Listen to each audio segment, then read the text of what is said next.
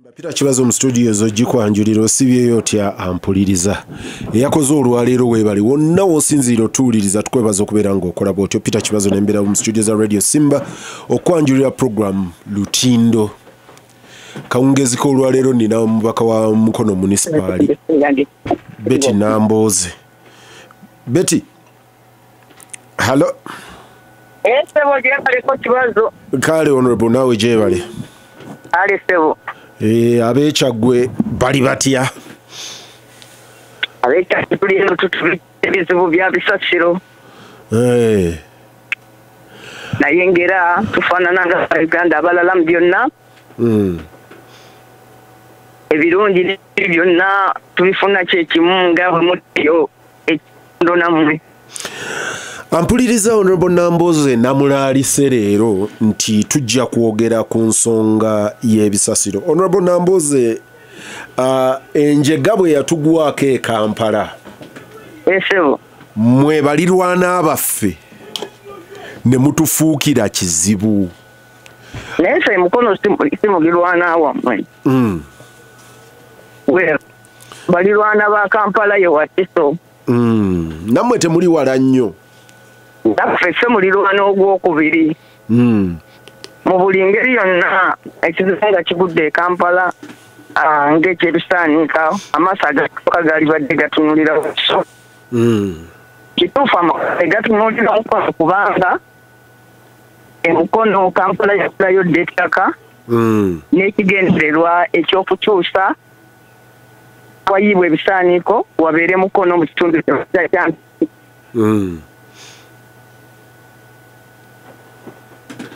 Hello. Esebo. Esimu ye badde buusemu. Tumanyi kibaddewo. Kati tukuwulira. Esebo.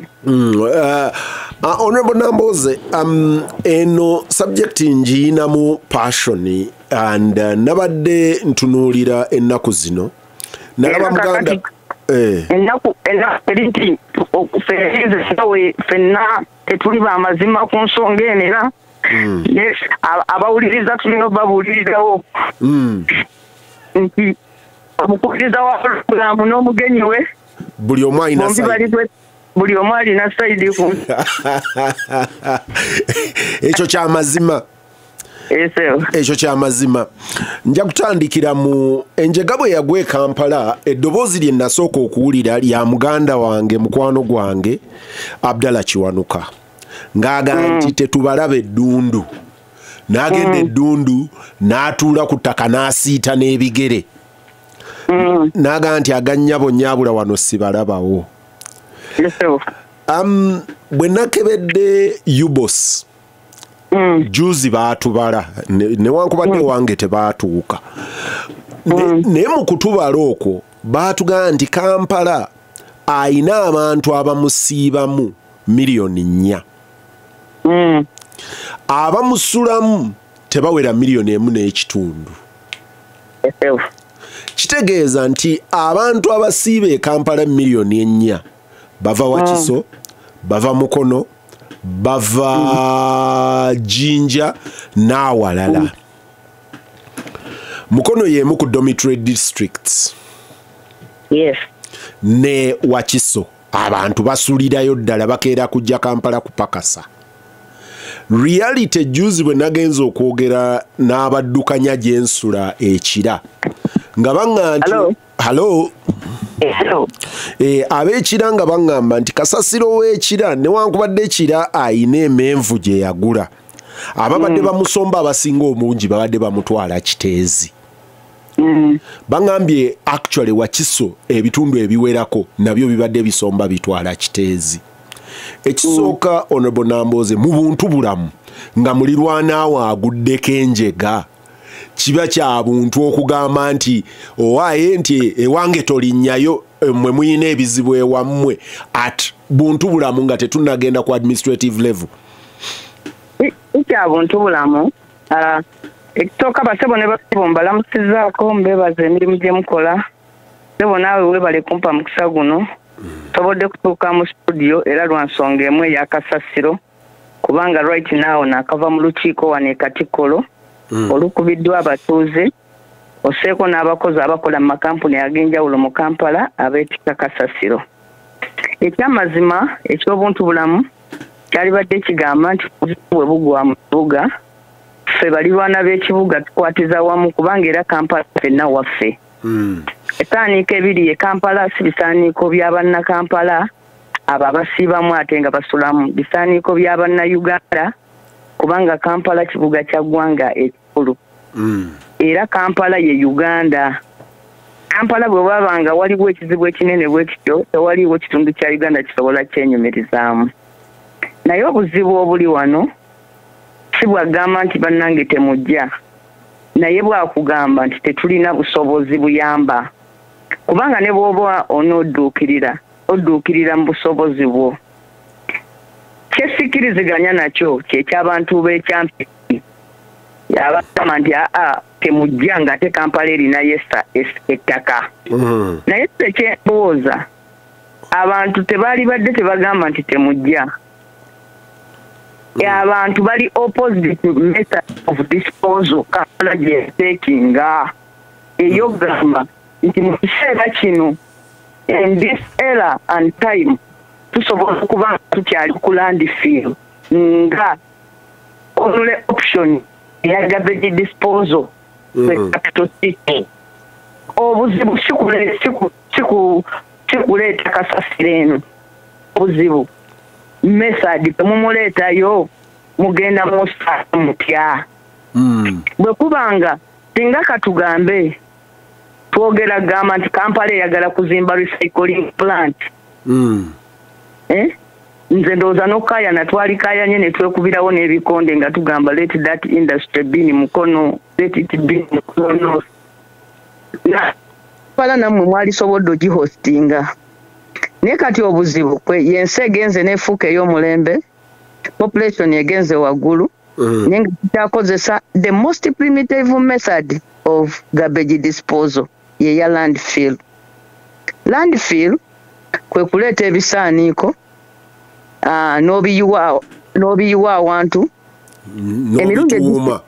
Emirundi egisinga enkola entuufu eya landfill ey'amazima walibadde osooka kusima n'oyiwa ebisaaniiko n'oleeta compressor n'obinyiga, then n'oyiwako ettaka, then n'enkya n'oyiwako n'ogenda ng'okkatira. Naye n'eyo ate eyo bw'oba wakugikola oteekwa okuba nga wazimba dda gye bayita lichet tanka, nga ebyemmanga wazimbayo awanaakuŋŋaanira amazzi ag'obutwa agava mu bisaaniiko, kubanga amazzi ago agava mu bisaaniiko gacontaminatinga water sources. Amazzi ago gakabenje nnyo eri obulamu bw'abantu, eri obulamu bw'ebisolo ne general environment ey'ekitundu. Ekyokubiri, bw'ogenda n'oleeta landfill kati nga ab'e-Uganda bwe bagikola ebadde ekiteezi nti bo tebaatuukiriza n'amateeka ga landfill mu buzibu bwayo nga bweri. Even ne bw'oba otuukiriza amateeka mbi, naye ate kati bo bano tebaatuukiriza. Kati bo bakola just kutuuma butuumi biki bisaaniiko bibyo bikoze olusozi luputikidde ab'ekiteezi. Nali kakiiko ka local government committee akaali kakulemberwa mukyala Kintu wakati w'omwaka 2011 ne 2016. Ne tuwa Kampala amagezi eggala ekiteezi, efune ekifo ekipya, n'okusinga ennyo efune abakugu bave ku nkola y'okuhiipinga garbage nga beefaananyiriza abakola landfill, batuuke mu mbeera egamba nti naye ddala mu nsi ekuze kasasiro abeera useless. Is garbage useless? Answer ngeri no. Garbage ali useful. Era kati abantu abamu bagamba you can turn garbage into gold.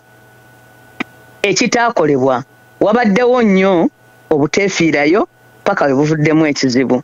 Kati ekiriwo Kampala enduulu zeekuba egamba bannange mutuyambe ekizibu ekibadde ekiteezi tukireete mukono. Bo tebaleeta kasasiro, baleeta kizibu. Bo bagamba bannange mutusaasire ekizibu ekibadde ekiteezi kubanga yo kyasseeyo abantu, kati mutuyambe tukireete mukono.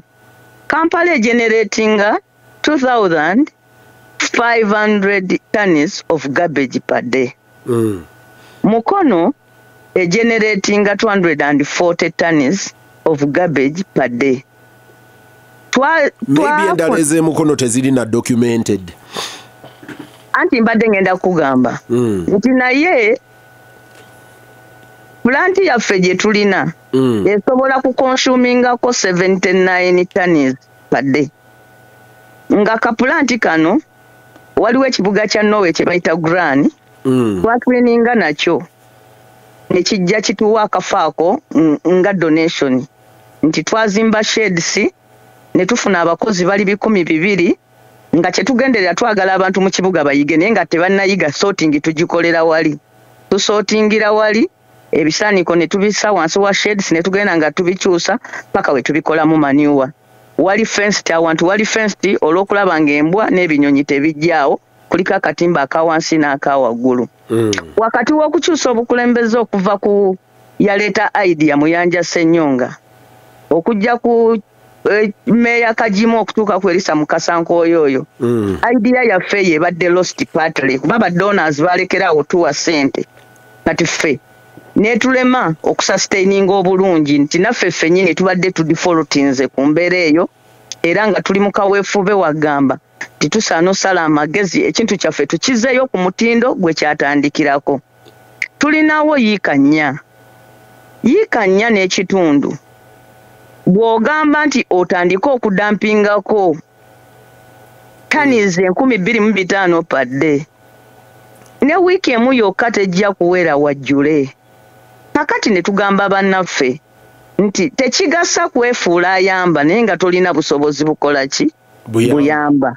N'olwekyo tusaba nze kyeŋŋamba nti ffenna tusitulire wamu eddoboozi tugambe nti crisis eri e Kampala tekyali it's a national crisis. Esaanako parliament namba okutuula tuyise budget eri supplementary okuyamba Kampala kubanga kino ekigudde tekiraze tewaliwo budget yonna erimu ssente ze twetaaga kukola bye twetaaga okukola mu kiseera kino. Awo nzikiriziganya naawe okujjako supplementary budget mukyo tukole ensonga bbiri. Esooka in the interim mu nnaku ezisooka singa twakitandikirawo kati tugenda nno mwezi mulamba singa tulina we tutuuse kati mu nnaku ezisooka tukole tutya. Ekirala in the short term tukole tutya, then in the long term kiki ekyetaagisa okukola. Naye kakati okugamba nti ebisaaniiko biziisa abantu ekiteezi ye kakati mbitwale mbiyiwe mukono. Kakati emukono olwaleero omanyi gyenva ekibaddewo mmwe mutuweereza amatooke n'ebikolokomba byako n'endagala ne agreed. In fact ebisaaniiko katugambe n'okugamba nti byaffe kubanga naffe ate tubadde tetulina we tuyiwa medical waste. Naffe medical waste naffe tubadde tuzitwala kiteezi. So kakati ekiguddewo olwaleero natuula mu kanso ne mbulira bannaffe abo tuleme kulimba Kampala nti tulina obusobozi. Bone bakansala abange wano era kyekimu ku bintu byenvumirira nti mu Uganda n'ebintu ebiri serious abantu baagala babimale mu ngeri ya kyana kito. Waliwo omuntu yajja wano ng'akwata bakansala omu ng'abakuba akaama ng'abagamba byabagambye bakansala nga bava mu bwami obwo nga basanyufu nga bajja bawanika mukono nti ffe bannaffe baleete ebisaaniiko naye nga bagamba nti babireete bamale ennaku 3. Olabira ddala ng'ebyo byakusaaga nti mubireete ennaku 3 naye mu nnaku 3 nti ye muleetereeko full load unit ebyuma ebisima ebitikka ebinyiga. Kati Kampala ng'egamba kale kati ebyuma tebaabireese.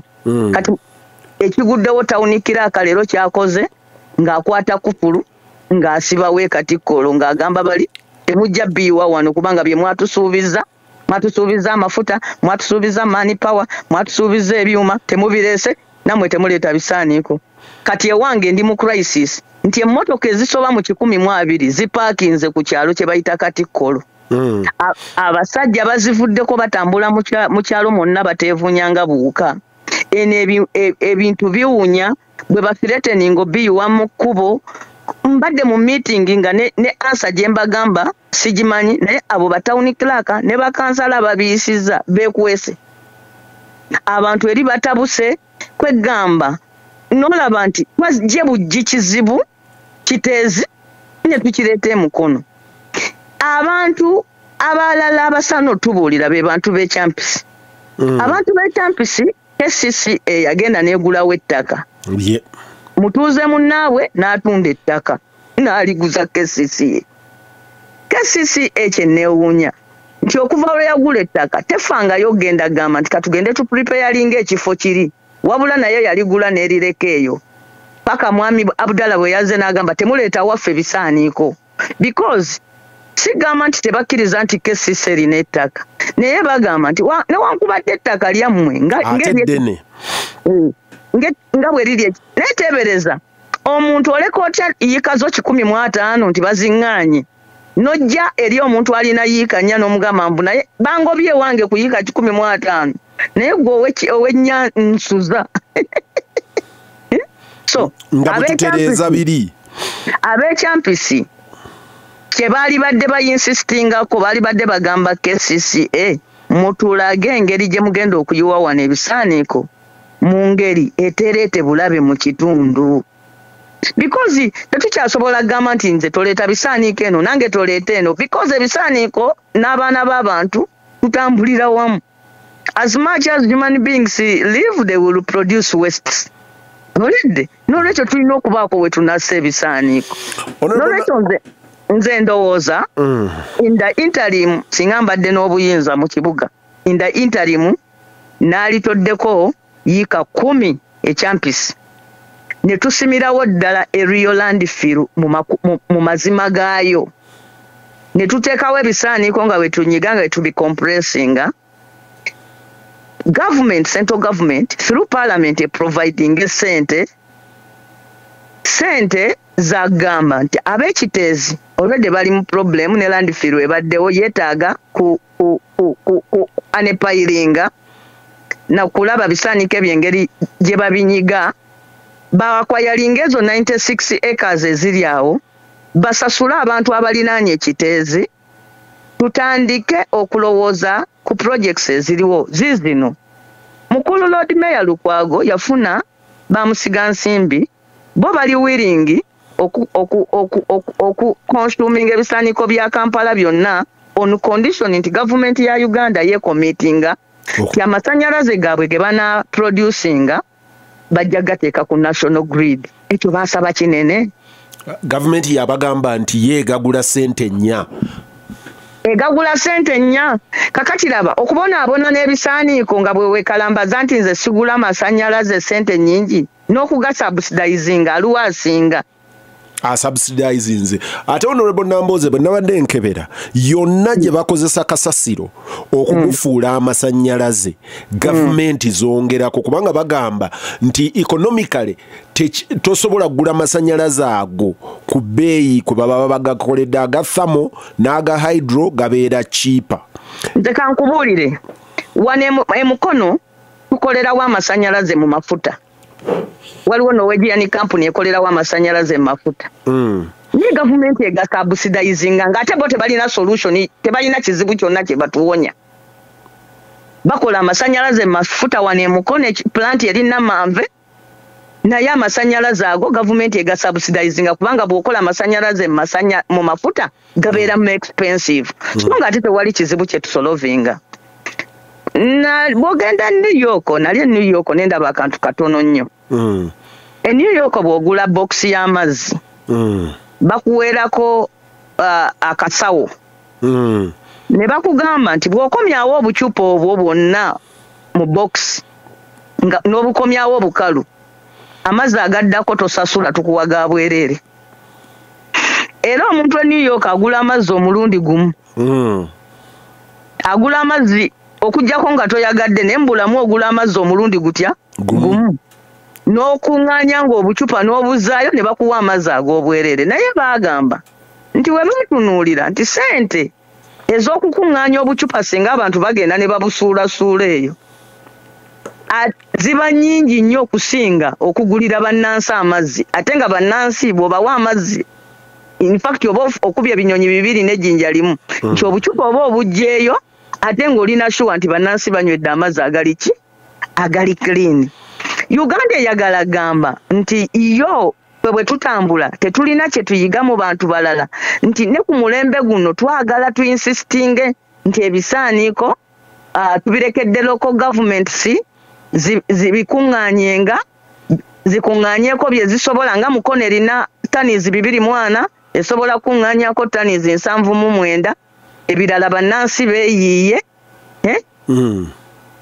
tumaliriza sente zigenze mu ndwadde tumaliriza okufiirwa kwe tufiiriddwa kubanga ekimu ku bizibu bya landfill bagamba landfill bwegenda mu kifo etta value ya property zonna ezirinaanyeewo nti singa tugamba nti ekyampisi wali tutaddewo landfill oba Katikkolo poloti ebadde awo ng'egula obukadde 10 egenda ku bukadde 10 kubanga teriyo omuntu ayagala kubeera mu area kuliraana kasasiro naye kati ka project kano ke tulina ake Grand wane Mukono nti kasasiro waffe abadde tawunya just simple intervention nti bali bagamba muleete ebisaaniiko naye mubiyiwe under shades ne bazimbako tanka omugenda amazzi agakulukutamu ne tugenda nga tubikyusa watuuka ekiseera ku mulembe gwa Muyanja Ssenyonga wane Mukono ng'abaagala maniwa be balinda in fact ne tugenda n'ekira ne tutuuka nga twagala kola na ndagano na kira nti batuyambe batuwe ku bisaaniiko byabwe kubanga ebyaffe byali tebimala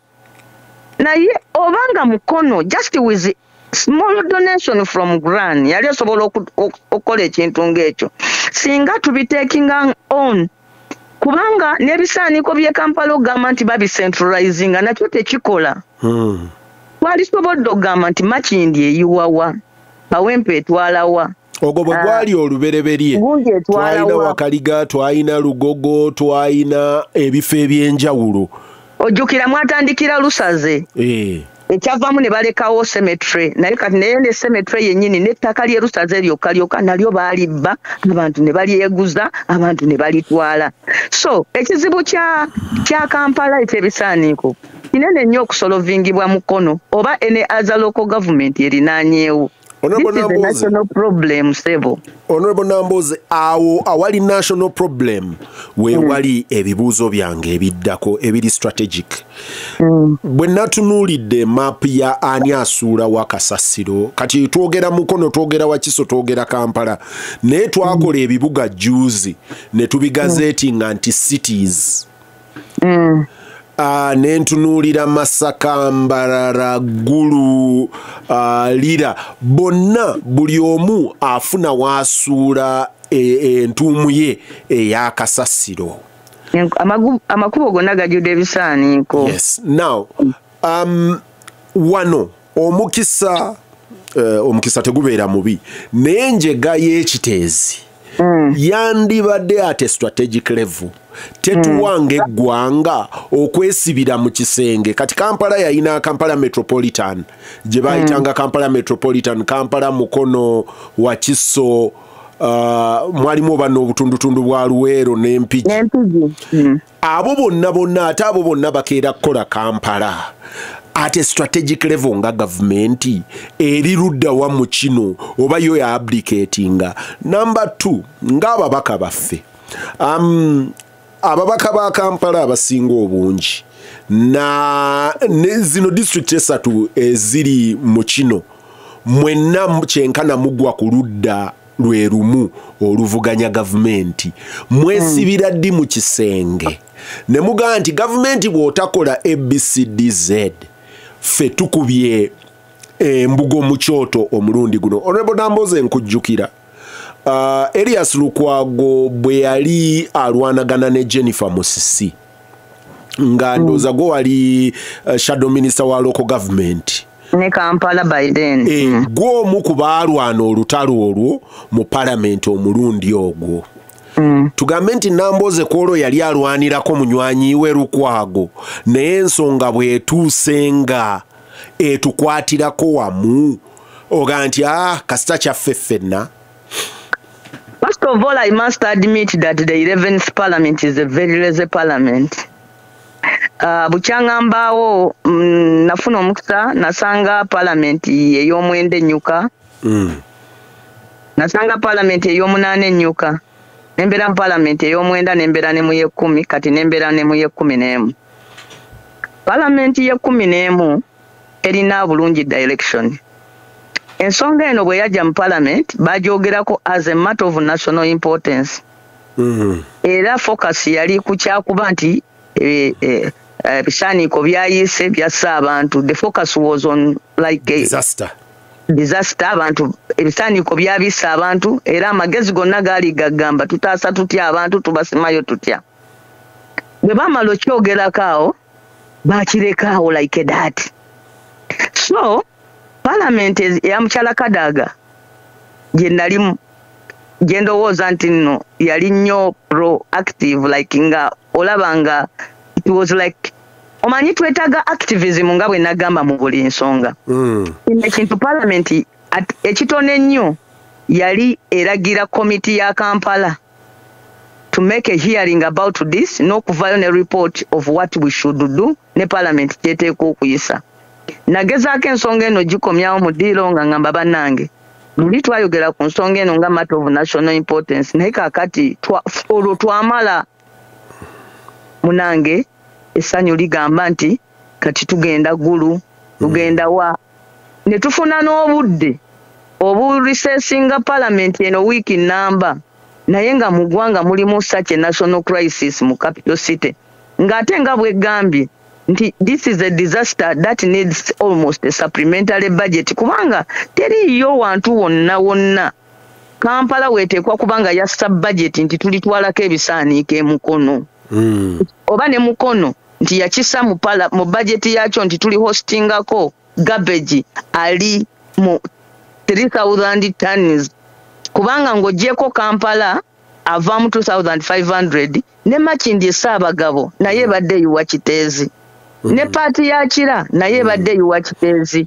kwegamba olaba nti Kiteezi tabadde wa Kampala yekka at the end of the day garbage agenda Kiteezi mungi nnyo okusinga generated by Kampala. So eno ensonga yali badde yeetaaga si yabadde yeetaaga kukwatirako ku national level in view of the fact nti Kampala twamuwa ne special law kumpi emuteeka mu office ya president. Naye weewuunya ne minister yennyini owa presidency oba ne president's office yennyini tekulaga nti nno ekijjukira n'okukijjukira nti ba influencing etteeka eriteeka management y'ekibuga in the president's office. Mayor muntu bamu disempowering Lord Mayor olwaleero Lord Mayor we Kampala ye yali badde fe mukono twaligenza okugamba mbu kanso ye mukono etudde ne ye Kampala yali badde yatudde ne olaba ne kanso obukanso ye Kampala nayo terinaawo komiti gye yaforminze ku nsonga eno egenda maaso. Even the capital city KCCA eriko bakansalas abasasula omusaala abatali nga beewange n'abasasula allowance. N'olwekyo kino kyogambye nti no Parliament tekoze kimala tetugiraba anywhere. Yes, tuligirite nga bw'otuvunaanye ekyo kituufu. Era nze ku lwange sigenda na kuswala kugamba nti ekigambo ky'oŋŋambye it's an eye opener. Nange ngenda kubuuza ku bannange ba MP abagwa mu Greater Kampala Metropolitan Area nti balowooza nti eno si essaawa we twali tudde ne twogera ku nsonga eno eya Kiteezi. Era ndowooza kigenda kunkola bulungi nti kati ne leader of opposition atabaddewo yakomyewo ate ekirungi olwakomyewo point gye yazze nayo gye yatandikiddeko ye Kampala. Ndowooza this is the time for us the opposition okugamba. You remember bwe twalinga Kampala erina obuzibu bw'abatembeeyi navaayo ne written alternative ne documentary ne njitwala e Kampala ne mbagamba banange mukole bwe muti ne bwe muti lwakuba nti nno ebirungi egisinga ne Parliament ennaku zino ndowooza ekimu ku bimazeemu Parliament amaanyi nti mugenda ne mutuula ne mugamba banaye mukole bwe muti n'ebye mulagidde gavumenti n'ebiziimula.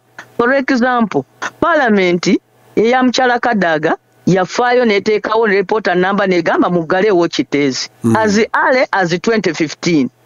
Resolution zaffe baatugamba mu Parliament resolution zaayo za kuwa magezi ziri advisory executive esobola bitwala obo obutabitwala ndowooza ebintu ng'ebyo bye bimalamu n'ababaka ba palamenti amaanyi ne bagamba ye twekanula ki nga ne bwe tunaabireeta tebajja kubitwala nti mu ggwanga okutwaliza awamu eggwanga liringa eritakyalina bukulembeze lino nti fokasi yonna ey'abantu abakutte executive power mu ggwanga fokasi yaabwe yonna eri ku kimu how do we retain power gw'obuuza ti palamenti bw'ebanga terinayo kye yakozeewo yo executive ekozeewo ki nawudde mukyala Kadaga ye yatudde n'ateekawo interministerial committee ye yavuddeyo n'ebyo nti mutwale ebisaaniiko mubiyiwe emukono naye nga n'emukono gye bagamba okuyiwa ebisaaniiko tebamaze nakutuukayo kulaba wamukyazaawo ng'alina suggestions ennungi ng'agamba tukole bwe tutinda interim tukole bwe tutinda long run naye abeera n'ebiteeso ebyo byonna naye ebiteeso by'abaana byabufuzi bannaffe abakutte obuyinza tebakyabiwa kitiibwa naddala nga ab'opposition so kyangu nnyo okutuula ffe ba MP ab'opposition ne twogera but gw'oli ludda good faith ogiraba luddawa nti bye twogera bagenda kubaako abifaako of course eyo si nsonga etugaana kwogera bituufu nti kirungi twogere ebituufu baleme bulemwa bikola kakati nze okugamba ng'omuntu kite manager by training ali omu ku MP ali mu kitundu kino aludde mu local government nkugambye ti issue eno si ya local government si issue eno ya center issue eno ya parliament issue eno ejja kumalibwawo with a plan that can only be sustained through a supplementary budget. Honorable Namboze ogambye nti abali mu buyinza omulimu gwabwe gwe beekulembeza kusigaza buyinza. Era tebabajinga eri ekyo kyonna ekita threateninga buyinza. Nga nkozesa ebyokulabira ku Mwami Museveni mu 2009 abantu baamukaka okugenda ku mmeeza okwogera n'emmengo ku Kayunga crisis ng'abantu bagamba nti embeera eno nedda. Olwaleero kasasiro gwe tuyina mulaba mu nguudo mulaba muki agenda kuvaamu kolera abantu bagenda kufa ebyobulamu bwaffe biri mu katyabaga. Namboze omukakalukanyi w'ebyobufuzi very crass oyina opportunity a threatening power olwaleero akati mukulu kibazo wano sagala onsindike kuddaawo ate njogere nti tuteekateeka okola bwe tuti ne bwe tuti naye at least nkugambye nti nva kati mu meeting emukono n'abantu ekyokubiri omukulembeze wange olwaleero abadde kiteezi ekirala leader wa opposition just yesterday yabadde addressing ggwanga ku nsonga eno. We are trying to mobilize the you people okulaba nti tugenda kusigala obusigaza abantu bafire mbisaaniiko ng'emmese tugenda kubeeraawo obubeezi tulinde kolera atutte tugenda kubeeraawo obubeezi ng'ekizibu ekibadde ekya Kampala kati kiri spread paka mukono kuba kati leero bw'otuuka emukono n'olaba ebimotoka bya kasasiro abasajja nvuddeyo ne baŋŋamba ti bwe muba mutugaanye omuyiwa wano tugenda kusimbula ebimotoka tujje tupaakinge mu kibuga mukono tugale kuba erigenda ejjinja. Owulidde kijja kubuulira kyembazeemu naye it is that bad. It is that bad. So sigamba nti tutudde butuuzi naye maybe gwe to effort yaffe ekyabulamu namwe abantu okutwegattako ekyabulamu namwe abantu okutwegattako era twagala kukozesa mukisa guno nze kangukozese nti basebo ne banyabo tulina kye tuteekateeka okukolawo naye tusaba bwe tuba tukirangiridde gwe n'owuliramu oluwalo nti nno luno lwe luwalo lwangenze kibazo tukusaba otwegatteko kubanga ffe ku bwaffe feka tetusobola kumala kuteekawo ddoboozi liwuliza Mwami Museveni nti ekiri e Kampala si kusaaga wabula it's a crisis. Honorable Namboze ngenda mbirango naye bwe nkomawo okuva mbirango tujja kusetulako ebigere wano kubanga parliament ffe tuli eno tugamba tulina crisis naye musimbula simanyi oba toli mukubo togenda ggulu yo parliament eri mu kuyisa bivulu bagenze kukyala ekyo kale katuve mu bulango mpozi nga bw'ogambye naye nze siyinza omu ku bali mu kkuba abagenda nze nsigadde wano kubanga sisobola kuleka abantu bange mu kizibu kinene bwe kiti n'entandika kubinikira agenda ggulu nga ne tugende eggulu okuteesaako ddala ekigenda okuyamba abantu b'eggulu ekikulu ennyo tikimanyi mpozi ekirungi kyamu mpozi kusulako mu mawooteri gaayo. Ampuliriza tukomawo. Ababadde wano bajjukira eryanzijukizza bwe waaliwo okwekalakaasa ku mabira nga gavumenti egambye nti mabira aweebweyo atemebweko ekitundu abantu basimbemu ebikajjo. Abantu ba bulijjo NGOs, civil society ne bannabyabufuzi beenyigiramu ne bagamba nti mabira tagenda kugenda kikafuuwe. Newankubadde ebitundu ebimu oluvannyuma byagujulwako mu mbeera endala naye oli gwe baali bawadde nga bagaye nti tugenda kuwa oteme okakkane kyamuzitowako. Oba oli awo abakulembeze abo baddawa abakulemberamu abantu bakoowa. Ampuliriza Lutindo wano ku Radio Simba. Peter Kibazo ndi ne Honorable Betty Namboze. Hello Honorable Namboze. Yes, Honorable Sewungu Joseph Gonzaga akugambye nti ekimu ku kyobuusizza amaaso kya budget nti Jennifer Musisibwe yali executive director wa Kampala ensimbi ezaali ziweebwa Kampala zaali zivuluuja nti Mwami Museveni bw'awangulwa mu kalulu ke yali tasuubulwa kuwangulwamu Kampala yaga wano ngangudde ku kizibu sente ne bazitema nti n'abali e Kampala bayinza okuba bakola ensobi n'ensimbi ezikola emirimu z'abagibwako. Anti sabera yensonga ate obwedde owulira njogera nga agamba nti we need a supplementary budget that must be supplied by the center and not any other entity because Kampala naye ate ne bwolaba Jennifer Steven with that money problem eno nkugambye nti okugidetectinga nti problem yaliwo kyali ku mulembe gwa Jennifer Musi ogenda ekiteezi tugambe banange close this place kijavaako accident kubanga landfill temugimaintaininze bulungi. Olwaleero landfill eyegerako 4.5 billion shillings. Even obanga okozeseza sente ezo mu butono bwazo n'ogwo omulimu ogwa 4.5 billion ate nagwo era tegwakolebwa nazo sente zibwa buliibwa naye ani alimu in charge. Mwami Museveni yeewa obuyinza nti yalonda abakozi ba KCCA abakulira ebitongole n'alonda dentist n'amugamba kakati gwokulira public health mu Kampala.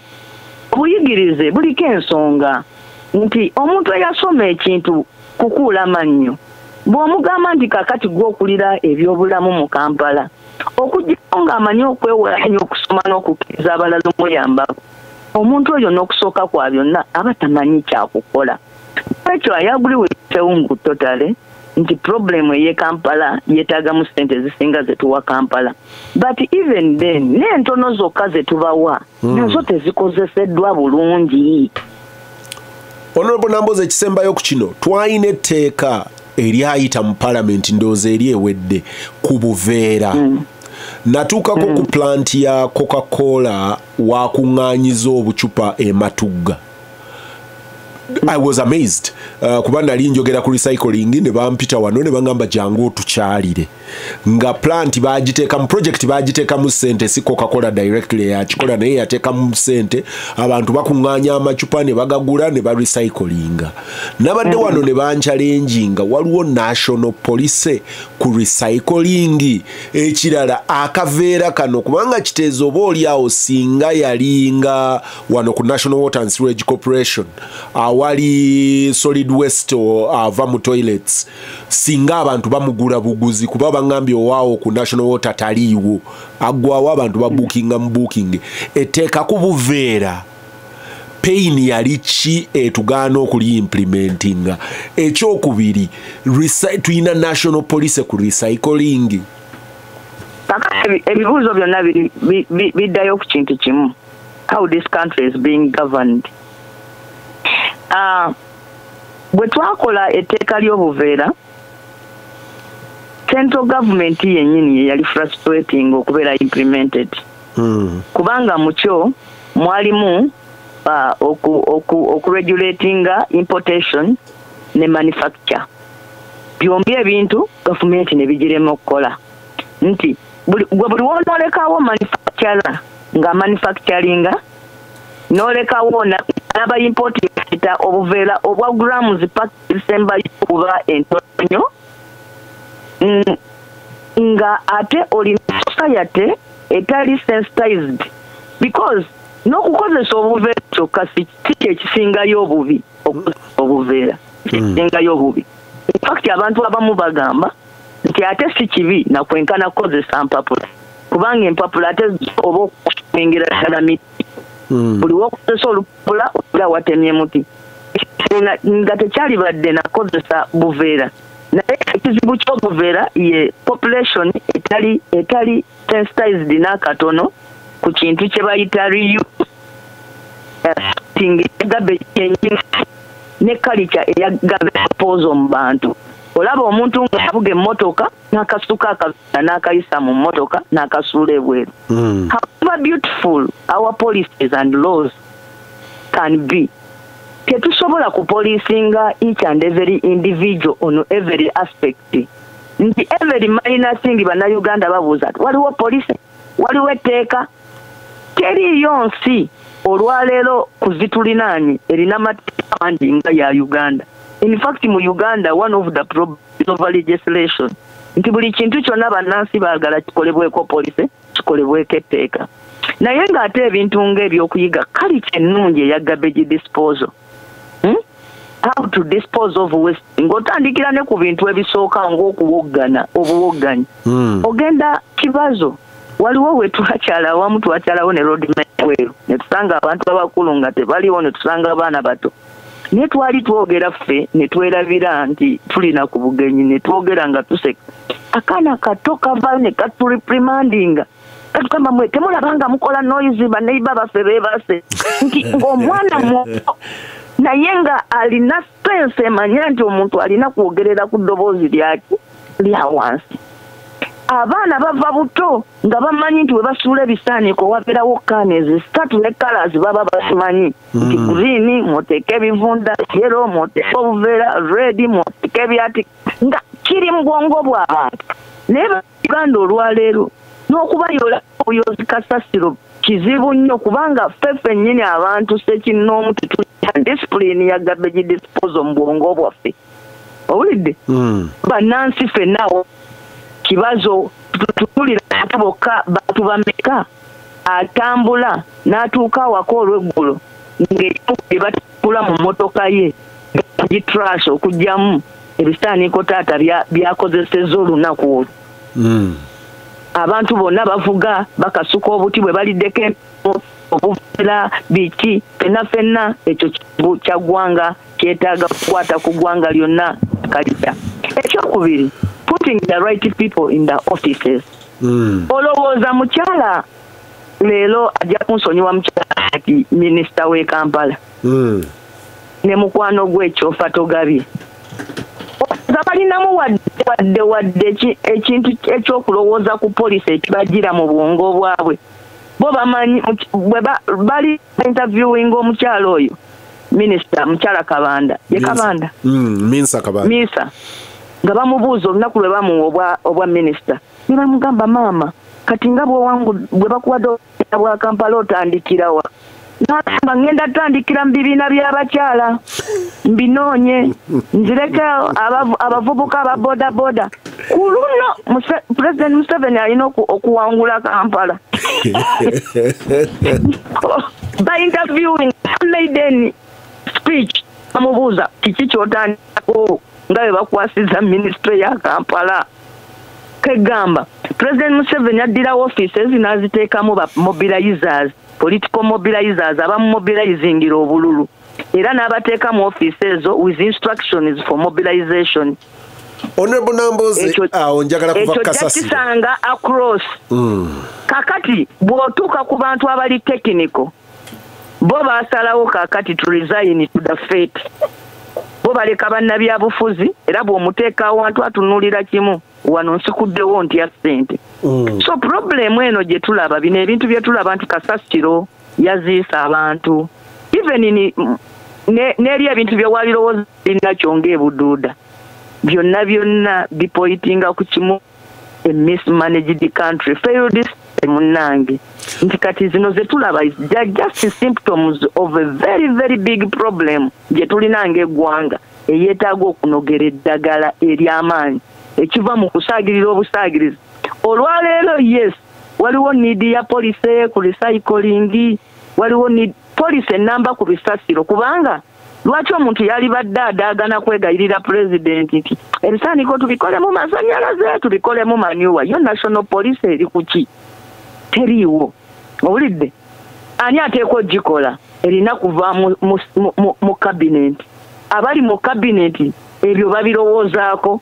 Ate nze nabalaba namala ebbanga nga ndi shadow minister wa Kampala ne for government nawandiika ebintu bingi nnyo and many proposals in the alternative nga kati bwenkola. For example olwaleero mbadde mmaliriza alternative policy propose egamba Uganda esobola ekyokudicongestinga amakomera kubanga bo aba government bagamba twongere ssente tuzimbe amakomera tugagaziye. Nze ate ngamba tulina kendeeza ku custodial sentences, tulina kulaba nga abantu basobola ofuna bail, tulina kulaba bwe tukendeeza buzi bwa misango. Naye ne bw'obiwandiika n'obibawa in the alternative babirekayo eyo ne babinegrectinga. Honorable Namboze obudde bwange budduse. Proposal ya proposing 15 new cities for Uganda. Yava mu alternative policies gye nakola nga ndi shadow minister wa local government. Naye byonna bye nateekako ebirala babireka batwalako kimu kya kutondawo bibuga. Ebirala byonna nti fe twali kutondawo bibuga kutwalira cities bantu bonna batunuulira Kampala nga tujja some of the functions of Kampala to other cities. Tugambe bw'oba oyagala genda Mukono, bw'oba oyagala tourism genda Fort, bw'oba oyagala industries genda Jinja, bw'oba oyagala kino genda Jindi. Nga cities ziri filmed, nga cities zizimbiddwa on films tebakikola. So problemu yaffe bannayuganda bajja kunsonyiwa okubazaayo bagamba nti ebintu nga bye tulaba kiteezi ebyo ng'ebyo bijja lwa kizibu kinene era tusobola kumala byo byokka kubanga kizibu nnyo okutoleeza ekintu kimu ng'ebikyetoolodde ebirala byonna bifu. Honorable Namboze, Gulu Sewungu angambye yabeggulu tebamulabyeko kasigale Kampala. Eriyo omulala akugamba nti Honorable Namboze genda ogweko speaker mu kifuba ava wa papa yazze n'emikisa. Honorable Namboze ate national level mufiirwa kinga parliament mwayisa budget mulimu okugenda okutwala parliament mu bifo ebyenjawulo ndabya activities ez'enjawulo mulimu public baraza mulimu outreach eri abantu. Lwaki togenda Gulu? Bwe twatula aba opposition shadow cabinet okusooka twatunula mu kintu kino ne tukyeyisaamu ne oluvannyuma n'ebeera decision ya ffenna abali mu meeting eyo nga aba opposition tuleme kwegatta mu lugendo luno ng'akabonero akalaga obutali bumativu bw'enteekateeka eyo visas expense yayo n'ebyetaaga ebirala by'okukolako.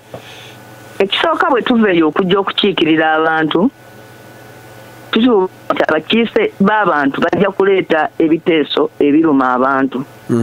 Olwaleero ne bw'ogenda n'otuula eggulu ate n'eggulu waliyo akaala wansi tosobola kugamba nti n'aba okukaala ako nabo bakulabye era gwe bw'oba olowooza nti okukola ku bizibu by'ekitundu olina kumala kutuulawo ekyo kijja kutegeeza nti tujja kutuuka ekiseera nga tulina okugenda tutuule buli kyalo ku ebyo ebyalo 7,000 ebiri mu Uganda ate ekitasoboka. Enkola y'okugamba nti nno abantu bateeseze ebitundu twateekawo chapter mu constitution eteekawo decentralization ne tuteekawo local parliament ku LOC 5 ku LOC eziriko municipalities ne Kwero C3 paka ku kyalo tekawo parliament yo ku kyalo Kwero C1 nga ensonga z'okuteesa ku bitundu zirina nga ebya bitundu ebyo specifically birina kubeera handled by local councils. Twabulira bannaffe nti decentralization bannange asaanawo. Everything is being recalled to the center. Decentralization to the policy. Ngate kuvunaanyizibwa bwa parliament under article 79 okulaba nga constitution tugikwata butiribiri. Ekifo ky'okulwanirira local government ziddemu amaanyi olukiiko lwa Gulu district lutuule luteese ku nsonga ezikwata ku Gulu. Sebo ndikiriya? Tukuwulira bulungi. Twajjayo bujja buyinza ne tutunuulira nga ssenta yeddiza obuyinza bwonna obwali ku disitulikiti. Wabula naffe parliament kati tuwerekedde nti tugende tweddiza omulimu gw'abakansala tutandike okugamba nti bannange ekifo ky'okulwanirira abakansala baddizibwe obuyinza bwabwe. Ojjukira ebiseera abasajja nga Nobert Mao bwe baali nga kiri beneficial mu parliament kugenda abeere ku disitulikiti.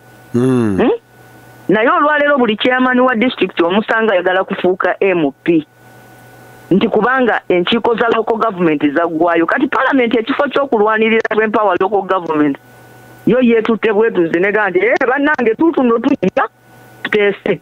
Bwe waba waliwo obwetaavu bwa local government etteeka baalireetawo mu parliament liri mu draft government yagaana olimuvinga nga te constitution baateekamu ne date nti regional government za kutandika okukola nga July 26 ne bakiwandika mu constitution wali. Naye n'okutuusa leero regional government bazitiraawo. Abagamba mwazigaana. Bazigaana parliament yatuulako nekidiscussinga baweera ddala bagaana regional government baagaana lujjulungu baali bateekayo baali bagamba mutuwe obuyinza ku region aganda kye bayita federal. Bano ne bagamba tubateereddewo etteeka local government zikola association. Ante bagaanangako regional government bagaanako mwekolemu association era etteeka lye baali baleeta lyali hawo mukono Buyikwe and Kayunga can form an association. That is not the regional governments we are talking about. We are talking about regional governments ezigabana omusolo obuyinza ezigabana resources n'obuyinza center nezigabana n'obuvunaanyizibwa responsibilities and duties resources and power to the center. Nti mwe mulina percentage bweti mukola ku mirimu gino na gino namwe mulina percentage bweti mukola ku mirimu gino na gino with regional strong regional parliaments and the capital city at that level. Onobonomboze yewerekera bano eggulu bwe banaayise ebiteeso eyo nsonga emu. Ensonga eyokubiri commission tetuula. Commission ya parliament tekyatuula. Baagiyise egenda kutuula eggulu. Obujulizi andi bayita batya commission etuule eggulu ng'ate commission ye yali tuddalawo kitudde eggulu. So ekiteeso ekyogenda eggulu tekyasaliddwawo kwa commission. Era ekyo kyekimu ku bye tugamba Oweekitiibwa Mpuuga nti wagamba gw'otukiikirira ku commission. Gwe lwaki oli musanyufu ng'ate commission gy'otukiikirira tetuula? Lwaki gwe totwegattako nga tukaayana nti mututwala mutya? Commission si ye yasazeewo tugende. Kubanga commission liko olufuga parliament lumaze emyezi mingi ffe twali tulowooza nti oba tebayita ennyonyi yekka naye negenda okulyanga ne prime minister bange tebampita. Wide kakati tugamba ani atutwala eggulu ng'olukiiko olufuga parliament terwatudde. Era oyo agamba n'ogamba nti olukiiko lujja tuula ggulu ye teyalikoze. Yalisoose egamba nti olukiiko lugende lutuule eggulu. Bwe lwalimaze okutuulayo ne lulyoka luyisa ebiteeso nti bannange ne parliament yonna etuuleko eggulu. So kati tujja kuwerekera speaker ng'amenya amateeka. Bw'aba agamenye but not without us. Bw'ogenda kulu mu bumenyi bw'amateeka bw'ofunirayo ebizibu singa otuuka eyo ne bakubira beesefu kuba gukusinze kubanga kuba olubereberye ekikolwa kyatandikidde mu bumenyi bw'amateeka eyo nsonga yakubiri. Ekyokusatu, Kampala olesa abantu bafa eriyo matters of national importance gwe n'ogamba nti priority yange ku ssaawa eno yagenda kuteesezaako eggulu okujjako okulaba ku BMP kyanjawulo ki kye twagala ogenda oteesaako enkiiko za disitulikiti twayita ne tutuulako nazo kubanga twalisoose mu palamenti ne tugamba bannange olwaleero tugenda kuteesa ku bintu bikwatagana ggulu ne bakola order paper. Naye njagala nkubulire mu palamenti wadde nze nabeera chairperson wa committee emyaka 2 n'ekitundu ng'etteeka ligamba nti ba chairperson ba committees be batuula ne speaker ne deputy speaker ne bakola order paper tebampitako wadde mu lukiiko olw'okukola order paper naye nga order paper efuluma nti n'eyo business committee yokka business committee tetuula mu palamenti kati business committee bweba teyatudde ne business gye tugenda okuteesaako eggulu ani yagidetermines. So ekyokusatu ng'emalya nsimbi ekyo kyekisembayo amalya nsimbi nti yes era fenze banteeredde $1,000,000 ku akaunti yange mbuza kuntwala ggulu za nnaku naye sente nnaku 3 ezo sente tugenda kuzizaayo nze zange at least bwe mba njogerera Nambooze naye manyana abalala tetugenda kuba nti ate tukwata sente z'abendi $1,000,000 tuzirye tugenda kuzizaayo nga tugamba kiba bwe toli mu palamenti nkubuulira nze ndi ku committee ya defense naye nsobola n'okulaga ku WhatsApp group yaffe tukyapa nti tewaliwo sente zitambuza committee. Komiti zonna komiti ezikola bamemba bagamba katwesondemu ezaffe tugira tutambula bwe tuli banja nga tosobola kuwa komiti ya palamenti sente kugenda kitezi naye ng'ogamba nti ate palamenti yonna ogisitula egende eggulu era bwe munaatuuka eyo nteekateeka ki woogenda okusuza ababaka ba palamenti omanyi bwe palamenti bwegenda ne baminisita bonna balina okgenda n'abakozi ba palamenti kuba palamenti wetudde n'abakozi bonna balina okgenda ng'olowooza ku BMP mwenna mugenda ate ne pulezidenti gy'ali agenda basinkanira eyo owulidde. So waliwo ebintu ebyokugamba nti mu palamenti ennaku zino wabaddeyo ogw'ebyava mu kutwanika mu social media nti tukozesa bubi kati ne tukolawo ekintu ekyabandabe populism tugende mu bantu tubuzeebuze kubanga ogusula gukuwa empoza nga n'abeekala we beerabira. So nze nsaba muganda wange yagenze abalongo n'abatwalira paapa kansa babatiza ate abalongo basiraamu asimanyi ne haji naye tuyinza omusomesa omugigi ebyo katubireke nga ebya family siibula abantu tuve wano ebyo katubireke ebyo tetujja biyingira nnyo naye emanyi nti nno okugendako ewaffe Vatican kireetera omukristu yenna okwekuba mu mutima n'okwagala okukola ebintu mu mazima. Ekimu ku bintu ebiragibwamu obukristu bwe batukwasa woofiisi tulina ekereziya etubuulirira okuba abakulembeze abagoberera amazima n'obwenkanya. N'olwekyo olwezo 3 zenkuwadde zibadde 4 esooka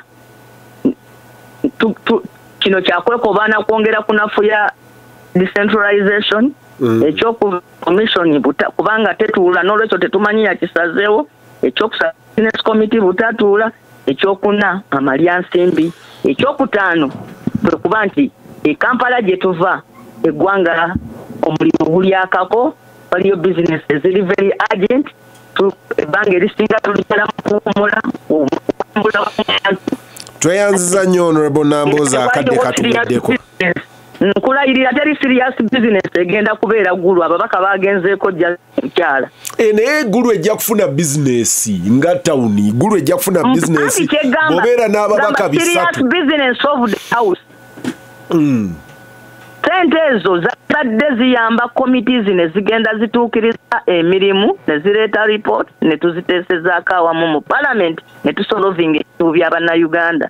Bagenda kugamba ngulu tugitwalidde ku income bw'osuza ababaka ba parliament 3 n'osuza abakozi ba parliament 200 kati eriyo aba SFC bagenze abakozi ba president bagenze wanabayo akasomero akatabaddeeko mabaati ke tunaaleka kafunye amabaati kirina empeke Canada gye kinaateeka mu ddwaliro ly'eggulu oba abaana abasoma mu university banaabakenderezaako ku tuition. Weeraba honorable Namboza ab'amawulire batuuse tweyanziza nnyo tusinkane nate wiiki ejja ku Mande.